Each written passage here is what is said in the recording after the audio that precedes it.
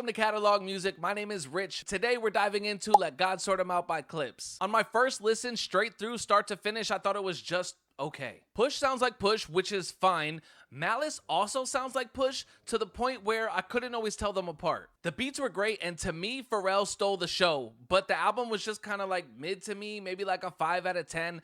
Not terrible, just exactly what you'd expect. But then I went on Twitter, and people were acting like this album dropped straight from heaven. So I had to go back and give it another listen. And at this point, I've given it like 100 listens. So now, here's my track-by-track review and rating of Let God Sort 'Em Out by Clipse. This is Catalog Music's Ultimate Album Review. Alright, let me cool it. All I do is write stupid bars. Track 1, The Birds Don't Sing. Wow, what a way to start the album. If you're a fan of hip-hop to any degree, there's no way you can't feel this. The first couple listens gave me chills, and if you shed a tear or two, I wouldn't blame you. John Legend on the hook is perfect. Push and Malice both kill it. This track is beautiful, it's heavy, it's real. Instant standout, 10 out of 10. Track 2, Chains and Whips. The beat is fire. It feels like it could have come straight off Watch the Throne. It's regal, cold, and booming.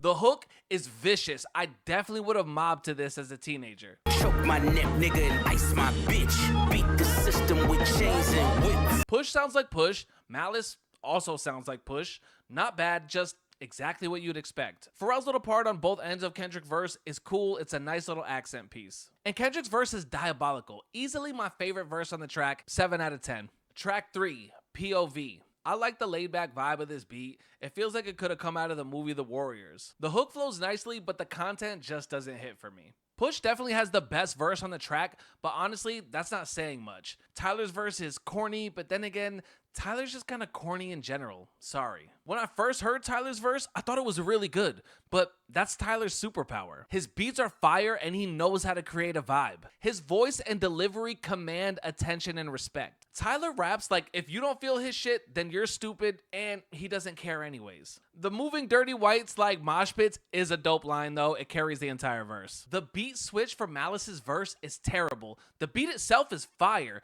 but the switch to it and back is just ugly. Overall, this track is a 5 out of 10 for me. Track 4, So Be It. The beat is fire. No complaints there. But the verses are just okay. The flow is different, but not in a way that really works, and they're not rapping about anything that I could relate to or even care that much about. Malice does drop a few gems, but nothing that pulls me back for a re-listen. The last verse from Push is the one moment that lands.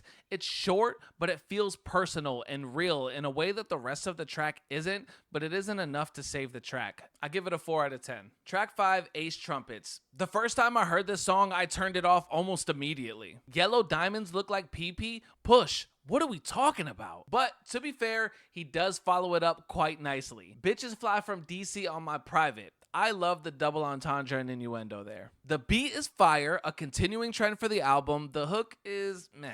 And once again, Push sounds like Push and Malice sounds like Little Push. Malice does have a few bars that hit hard, but overall his verse just sounds goofy to me. Now, I know that people will see me say something like this and then they'll just say I'm goofy, and you're right. I am goofy, and that makes me an expert. You was Fuji Lala. Goofy. I was Alibaba. Goofy. But drugs killed my teen spirit. Welcome to Nirvana. That shit is fire. This one is a mixed bag for me. I'm trying to be objective, but it's hard to do with an opinion. I give it a 4 out of 10. Track 6, All Things Considered. Where do I even start? Why even have the dream on this song if he's not on the hook? And his outro was terrible anyways. He should have been entirely cut from this track. It was completely unnecessary, and it was terrible. Now, Pharrell is on the hook, and Pharrell does a great job throughout this entire album, except for here. The autotune is trash, the flow is lazy, and the lyrics are fucking terrible. That blow a budget like fuck it line is kind of catchy, but not enough to save the song. The first few listens, I really thought Push and Malice killed it. But the more I sit with this track, the less I like it. And it's weird, because it's the opposite with the album. There are highlights, sure, a couple of gems in the verses, but honestly, I don't ever want to hear this song again. 5 out of 10. Blow a budget, like fucking. And also, I just want to say, Push kind of broke my heart with the beginning of his verse. It's probably the most vulnerable we hear from him outside of the things that he says about his mother and his father. I love it, I respect it, I appreciate it. As a listener and as an artist myself, I wish nothing but the best for Push and his family. God bless them. And then, of course, he goes right back to being Push. Like, how much more can you rap about coke? More. Track 7, Mike Tyson Blow to the Face. Fire. Fire. Fire. I've got one minor complaint and one major complaint with this track. The minor complaint is let the beat rock. Both verses are strong, but they sound way better with the beat underneath them. And the major complaint is this song is way too short. You got a hook this good and you only run it twice? And the beat is insane. I would have loved a third verse of Push and Malice trading bars. That would have been fire. Still, this one bangs. 8 out of 10. EBITDA?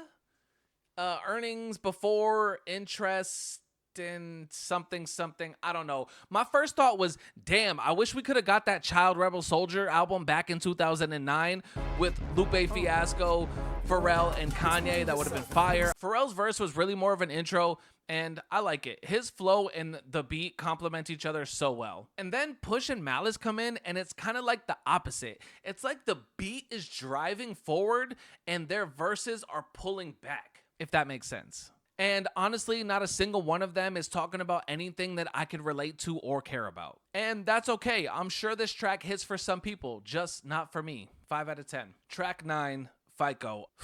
Yeah, okay. So I've got mixed feelings about this track, not just the track itself, but the conversation around it. And honestly, that's probably an entire video by itself. First off, the rhyme pattern is crazy, and to do that for an entire verse takes a lot of skill and talent, and for that alone, I respect it. That said, just because you can do something doesn't mean you should.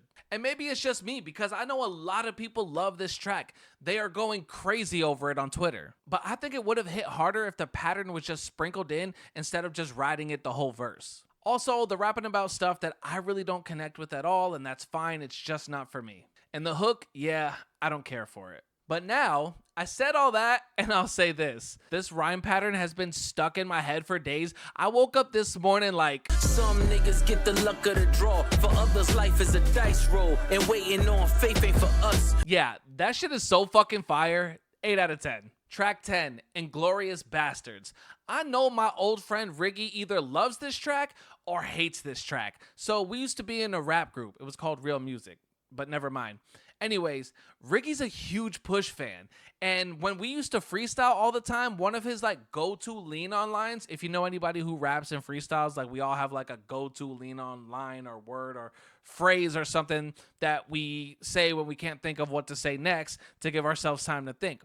Anyways, one of his go-to lean-on lines was Inglorious Bastards or My Bastards Inglorious or some mix or combo of the phrase. So yeah, he's definitely feeling some type of way about this track. Anyways, I was fine getting rich under their noses. Beautiful. Absolutely incredible. I love it. I love that type of rap. I was fine getting rich under their noses. The double entendre is nice, but the imagery is fucking great. The beat is fire, the flows are sharp, and Ab Liva's verse fits perfectly. Is it Ab Liva, Ab Liva? I don't know. I've never heard of him before, but his verse was good. This is just a fun track to listen to. 7 out of 10. Track 11, So Far Ahead. I like the hook. I like the beat. Both beats, actually. I just don't like the switch back and forth from the beats. It just feels clunky to me. Push's verse is okay. There's not much I connect with. And by the time he gets to the point where he says, now it's hard to tell they not hoes, the flow is just exhausted to me and he should have switched it up. Malice's verse, way better. Still, the song is just okay. I mean, how much can we rap about selling coke and being rich? More. 5 out of 10. Track 12, Let God Sort 'Em Out / Chandelier featuring Nas. Okay, so I love themes, I love concept albums, I love stories. I know this isn't a concept album. Still, I have high expectations for the title track. I always do. You have a song and an album with the same name. One is either named after the other. I expect the title track to be fire, right? Plus, you have Nas featuring on not I guess the title track itself because it's a separate track, Chandelier, so my expectations were sky high. I really wanted this song to be a 10, and honestly, it is not, and it's not anywhere close. We finally get Push and Malice trading bars, and yeah, it's dope, content aside, or not. But why do we have to wait so long for it? This should have been sprinkled throughout the entire album. I don't know, maybe it was and I missed it. They do sound a lot alike. And then they switched the beat for Nas, and I guess it's a different song, and either way it doesn't matter because both beats are trash. Which I guess is fitting because Nas's verse is also trash. Push and Malice spend their 12th track rapping about the same shit they've been rapping about for the past 11 tracks, and they still out-rap Nas. That's not a compliment to them. That's just embarrassing for Nas. Anyways, 3 out of 10. By the Grace of God. Whew. This song really is By the Grace of God because it came right in at the perfect time. Track 13, By the Grace of God, might be my favorite song on the entire album. It's smooth and melodic, it's right up my alley. Pharrell on the hook is perfect.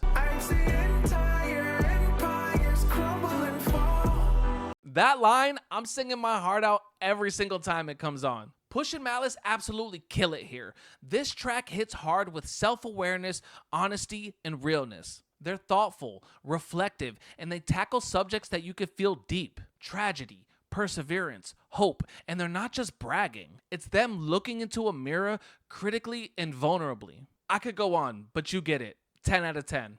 So where does Let God Sort 'Em Out land for me after I've sat with it for weeks? Well, it's complicated. There are moments of brilliance here. Tracks like The Birds Don't Sing and By the Grace of God are absolutely beautiful. When Push and Malice open up and become vulnerable, it's absolutely incredible. Pharrell's fingerprints are all over this album and in the best way. The beats are almost always fire, and sometimes it's the only thing keeping the track afloat. But the truth is, a lot of this album feels kind of repetitive. Push sounds like Push, and Malice also just mostly sounds like Push. The bars are tight, the flows are sharp, but the subject matter rarely surprises. By the end, you're left asking, how much more can we rap about coke?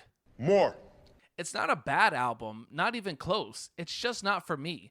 I wanted more of the vulnerable stuff, more of the reflective stuff, more of that honesty that we get in flashes. When they lean into that, that's when it's at its best for me. And when they don't, I just feel like it's more of the same old, same old. So yeah, if you're a diehard Clipse fan, you're probably gonna love this album. And if you're more of a casual listener or craving something deeper, you'll probably find yourself skipping around. My final rating is a 6 out of 10, with a few tracks that'll definitely stay on my rotation for a while. So yeah, that's my take on Let God Sort 'Em Out by Clipse, but I want to know what you think. Let me know in the comments below. Did I miss anything? Am I bugging? Am I crazy? If you like this review, hit that like button, subscribe for more deep dives, and share with somebody who still thinks that Nas didn't mail that verse in. I'm Rich Who. This is Catalog Music. Until next time, take care. Peace.